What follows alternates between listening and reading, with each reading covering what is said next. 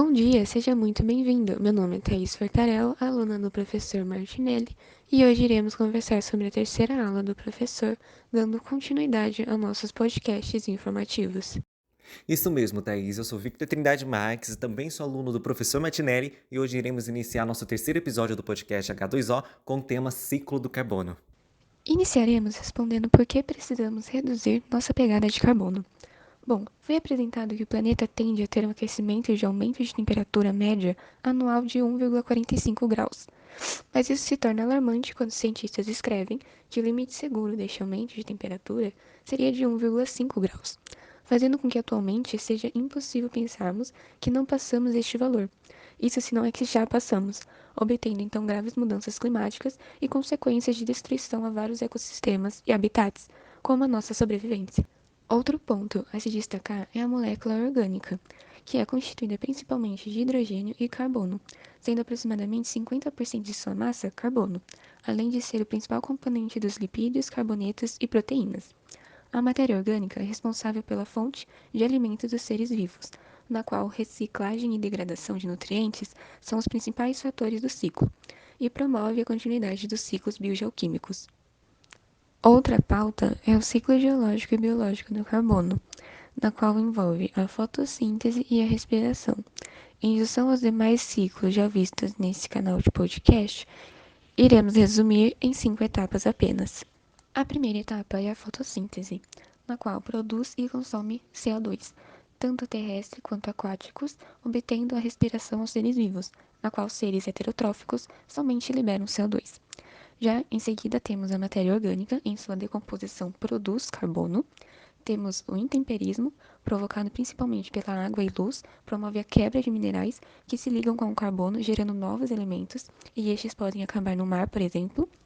E por último, temos a subsidência e o vulcanismo, que promove a liberação do CO2 armazenado no interior do planeta para a atmosfera. Vimos que o que antes representava um ciclo geológico equilibrado passa a se tornar um ciclo desequilibrado, justamente pela produção em massa de CO2 realizada através das ações humanas.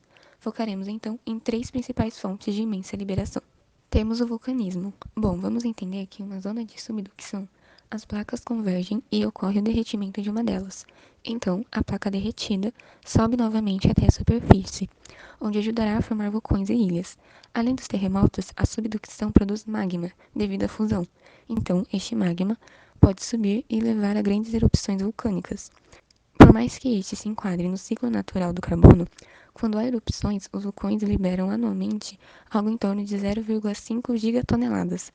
Mas comparando as emissões humanas, este valor acaba sendo 100 vezes menor, ou seja, menos de 1% é carbono produzido por vulcões. Já o principal de todos é a utilização de combustíveis fósseis, como o petróleo.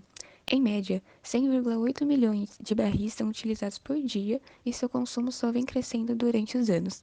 E por último, temos as queimadas florestais, na qual 2,8 milhões de hectares foram queimados em 2022, e mais de 20% de todo o território nacional foi consumido pelo fogo até hoje. Assim, em média, a cada ano, a área queimada no Brasil equivale a 16 milhões de hectares, e esses valores tendem a crescer conforme passa o tempo.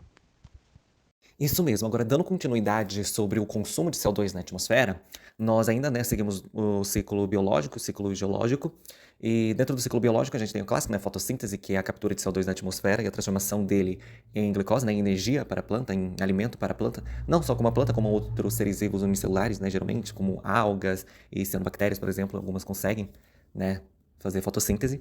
E no processo geológico a gente tem principalmente o intemperismo, o intemperismo, por exemplo, de basalto e silicato principalmente. E como que funciona esse intemperismo na captura de CO2? Ele é chamado de intemperismo químico, é um processo que ocorre naturalmente e ele vai capturar o CO2 na atmosfera e liberar como íon bicarbonato, e como produto de reação, dessa reação química. E esse produto ele vai ser principalmente liberado em redes fluviais, Aí se reinicia o ciclo, porque ele vai, através de redes fluviais, vai parar no mar ele vai ser acumulado, no solo, depois ele vai ser incorporado dentro da costa terrestre, e daí se inicia o ciclo através do vulcanismo que libera o CO2 na atmosfera. Agora, continuando sobre o fluxo de carbono, a gente entende que o ciclo do carbono ele tem relação entre, né, todas as partes naturais da Terra. Então, a gente tem fluxo de carbono entre atmosfera e vegetação, por exemplo, entre vegetação e solos, por exemplo, queda de folhas, né, que se chama exudato, enfim. Tem a litosfera e os solos, né, como a gente disse antes, que é ah, através do intemperismo. E a gente tem tipo, a atmosfera e o oceano, né? Que também a gente vai ter a ação de decomposição e fotossíntese, né? De principalmente micro-organismos, né? Ali que se encontram no oceano. E a gente também tem a relação entre, né, oceano e litosfera, né? Apresentando aí, por exemplo, a subducção, né? Como a gente já discutiu anteriormente. Agora aqui é só um fluxograma para representar de uma forma mais visível, né, como que funciona essa relação, né, esse fluxo de carbono. Então a gente tem desde a atmosfera, a trocas gasosas no oceano, subsidência, a litosfera em intemperismo, daí já parte para a parte de relação vegetação-solo, né, entre folhas, raízes, decomposição e etc. Dito isso, agora só para finalizar a ideia, né, e trazer para um âmbito mais atual, a gente sabe que o ciclo do carbono ele vem sendo alterado muito, né, pelas atividades humanas, né, tanto que hoje existe vários projetos, várias ideias para reduzir a pegada de carbono, né. É interessante ver essas ideias, esses projetos, né, que a maioria deles, né, bastante desses projetos eles são voltados mais para o cotidiano das pessoas. Então, a gente tem projetos, por exemplo, que visam a utilização de meios de transporte que liberam menos CO2, ou seja, fazer com que as pessoas usam mais bicicleta, né, do que carros, por exemplo, como acontece na Dinamarca, né, existe essa conscientização, na Dinamarca sobre o uso de meios de transportes mais verdes, né, ou ainda com menos pegada de carbono. Enfim, só para finalizar essa ideia é entender, né, que ainda assim, hoje, né, temos muito problema com esse quesito, principalmente na questão de liberação, né, do CO2 na atmosfera, ou seja, existe muita liberação e pouco consumo desse CO2. Enfim, agora finalizamos mais um podcast, né, o nosso terceiro episódio sobre o ciclo do carbono, e nos vemos na próxima semana para o próximo episódio.